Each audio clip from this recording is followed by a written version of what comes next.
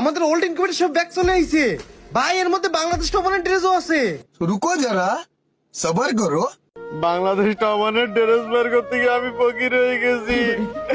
আল্লাহ নবীজির নাম 2 টাকা ভিক্ষা দেয়। হেই গাইস, কি অবস্থা সবার? কেমন আছো তোমরা সবাই? এরে এই ইভেন্ট আবার কবে আসলো দেখি তো কি এর মধ্যে। ও ভাই, সব ওল্ড ইনকিউবেটর দেখাইছে ভাই। বাংলাদেশ টপারের ড্রেসও দেখাইছে।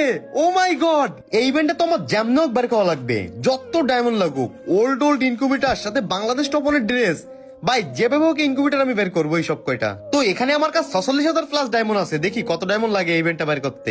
এখানে মনে হয় একটা স্পিন 50% অফ দিয়ে 49 ডায়মন্ড, আর 5টা স্পিন 449 ডায়মন্ড, আর 25টা স্পিন দিলে মেবি একটা রেয়ার বান্ডেল পাওয়া যাবে। গাইজ দেখা যাক, প্রথম স্পিন দিয়ে দিলাম 449 ভাই। প্রথম স্পিনে পাইতে গেছে। এ ভাই দিনু বান্ডেল বাদলো। যাই হোক গাইজ, এটাও কিন্তু একটা ওল্ড ইনকিউবেটর, মানে প্রথম ইনকিউবেটর আইছিল দিনু বান্ডেল।